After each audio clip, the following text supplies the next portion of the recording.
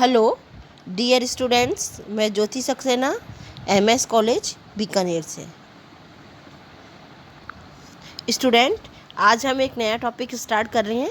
नगरीय स्थानीय संस्थाओं का वित्तीय प्रशासन क्या होता है या कैसे चलता है। स्टूडेंट, वित्तीय प्रशासन हर संगठन की आधारशिला होती है। बिना वित्त के कोई भी संगठन अपने कार्य को पूरा नहीं कर सकता। सारे कार्य या सब कुछ वित्त पर ही निर्भर करता है। 74 में जब हमारा संविधान संशोधन हुआ तो नगरीय स्थानीय संस्थाओं के कामों में तो बहुत ज़्यादा वृद्धि हुई, लेकिन उसके आय के साधनों में वृद्धि नहीं हुई। और ये प्रयास किया जाने लगा कि अगर इसके कार्य सफलतापूर्वक पूरे करवाने हैं या यह अपने उद्देश्यों को प्राप्त कर पाए तो इसके लिए हमें इसके वित्त में भी वृद्धि करनी पड़ेगी। लेकिन स्थानीय संस्थाओं को, जो नगरीय स्थानीय संस्थाओं का वित्तीय प्रशासन था, उसके लिए बहुत अधिनियम थे और कुछ अधिनियमों ने और कुछ समितियां थी। उनकी सिफारिशें इस प्रकार थी। भारत सरकार अधिनियम 1919 में उत्तरदायी शासन व्यवस्था को पहला कदम माना और नगरीय स्थानीय संस्थाओं को कुछ कर लगाने के अधिकार दिए। यह कर थे भूमि कर, भवन कर, वाहन, घरेलू नौकर पर कर, पशु कर, चुंगी कर आदि।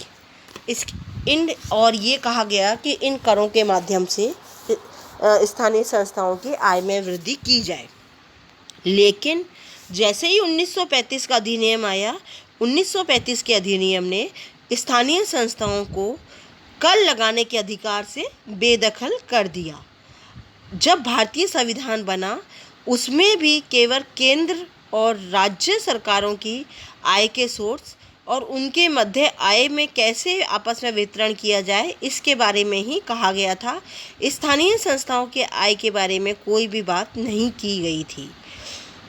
स्थानीय वित्त जांच समिति जो 1951 में बनी थी, उसने कहा कि कुछ कर हैं जिन्हें हमें स्थानीय संस्थाओं को देने चाहिए। वो कर थे प्रति व्यक्ति कर, मनोरंजन कर, व्यवसाय कर, मार्ग कर, पशुओं पर कर, वाहन कर, सड़क कर, समाचार पत्रों में जो एड विज्ञापन आ रहे हैं उन पर कर, विद्युत कर, स्थानीय क्षेत्र में उपयोग होने वाली वस्तुओं पर कर, खनिज कर, भवन कर और वायु, जलमार्ग और रेल मार्ग से यात्री जो सामान ले जा रहे हैं उन पर कर लगाया जाए। लेकिन इन 13 करों में से पहला कर भारतीय संविधान की संघीय सूची का है, जबकि बाकी राज्य सूची के हैं। 1953-54 में यह कहा गया कि करारोपण जांच आयोग ने ये कहा गया कि निम्नलिखित कर स्थानीय संस्थाओं के माने जाएं जिन पर राज्य अपना अतिक्रमण नहीं करे, और वो ऐसे 10 कर उन्होंने बताए।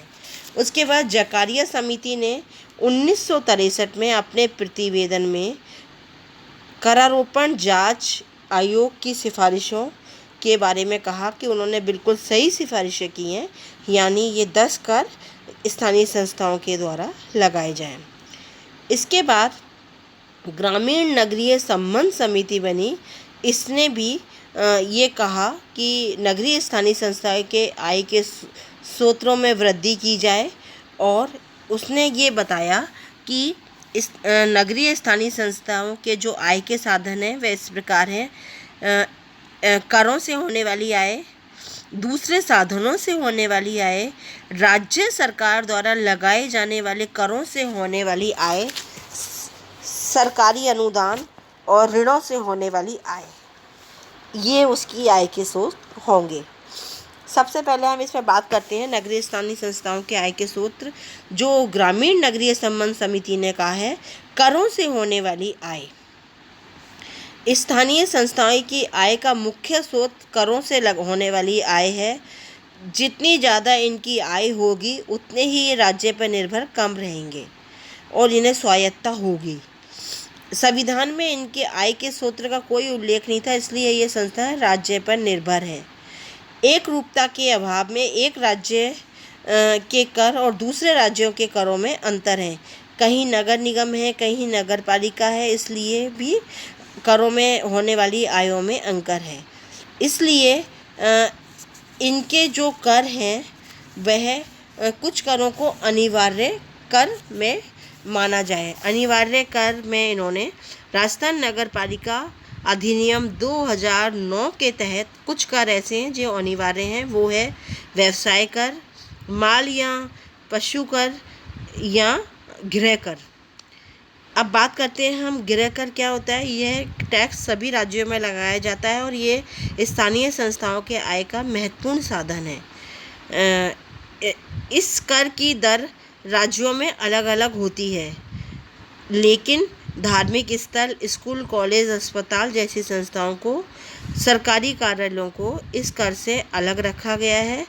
राजस्थान में भवन का वार्षिक किराया भी इस मूल्य पर इस कर के माध्यम से ही वसूल किया जाता है।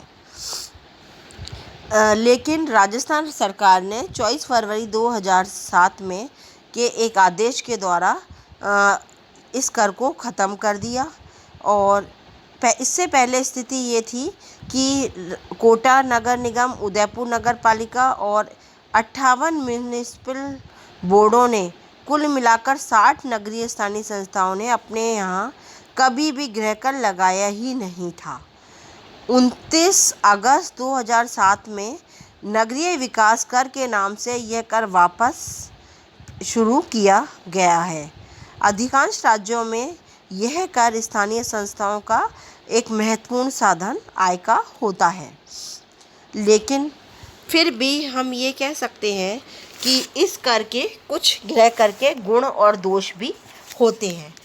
इसके जब हम दोषों की बात करते हैं तब बात आती है कि कई बार अधिनियम में ये प्रावधान होता है कि कुछ समय बाद इस कर का पुनर्निर्धारण किया जाए, लेकिन ऐसा नहीं हो पाता। कर निर्धारण के नियम भी दोषपूर्ण होते हैं। कई बार स्थानीय नेताओं का दबाव, कर निर्धारकों की अयोग्यता आदि भी प्रभावी हो जाती है। संपूर्ण कर की वसूली कई बार एक साथ नहीं हो पाती है। जनप्रतिनिधि बकाया वसूली के लिए दबाव जो होता है उसका विरोध करते रहते हैं। किराया नियंत्रण क्षेत्र में कर राशि बहुत कम होती है, जो इसकी सबसे बड़ी समस्या है। इन समस्याओं को दूर करने के लिए कहा जाता है कि हाउस टैक्स की एक मिनिमम जो दर है वो वापस से निर्धारित की जाए। साथ ही एक स्वतंत्र अभिकरण होना चाहिए, अधिकारी प्रशिक्षित होने चाहिए। वास्तविक किराए पर या मकान मालिक अगर स्वयं मकान में रह रहा है तो उच्च क्षेत्र में किराए की दर निर्धारित की जाए। गृह कर का जो मूल्यांकन किया जाता है वो न्यायपूर्ण तरीके से मूल्यांकन अधिकारी के द्वारा किया जाए। 5 या लाख या उससे अधिक की जनसंख्या वाले क्षेत्र में मूल्यांकन अधिकारी को नियुक्त किया जाए। मूल्यांकन अधिकारी के द्वारा मूल्य निर्धारण की सूची प्रकाशित की जाए। ये सब किया जाएगा तभी हम इस कर को प्रभावशाली तरीके से वसूल कर सकते हैं। दूसरा है चुंगी कर। चुंगी पर्शियन शब्द है। भारत में मुगल काल से ही ये राज्य का आय का एक महत्वपूर्ण साधन रहा है। हर राज्यों में चुंगी कर की दर अलग अलग होती है। इसका निर्धारण माल का वजन, उसका मूल्य या नगों की गिनती के आधार पर किया जाता है। पशुओं के चारे, सब्जियां और खादी को चुंगी कर से हमने मुक्त रखा गया है। हरियाणा में नवंबर 1999 में चुंगी कर समाप्त करके स्थानीय क्षेत्र विकास कर शुरू किया गया है। तमिलनाडु, मध्य प्रदेश और बिहार में भी चुंगी कर को समाप्त किया गया है, लेकिन बिना किसी दूसरी आय के साधनों की बढ़ोतरी के चुंगी कर समाप्त करना उचित नहीं है, क्योंकि चुंगी कर आय का एक महत्वपूर्ण साधन है। लेकिन चुंगी कर के भी कुछ गुण और दोष है जिन्हें हमें देखना है। चुंगी कर के गुण है, ये स्थानीय आय का एक महत्वपूर्ण साधन है। जहाँ चुंगी लगाई जाती है वहाँ संस्थाओं को बहुत अधिक मजबूती मिलती है। यह कर बहुत लंबे समय से लग रहा है, इसलिए जनता को इसे चुकाने की आदत पड़ गई है। दैनिक खर्चों का भुगतान इसके माध्यम से होता है। साथ ही नगरीय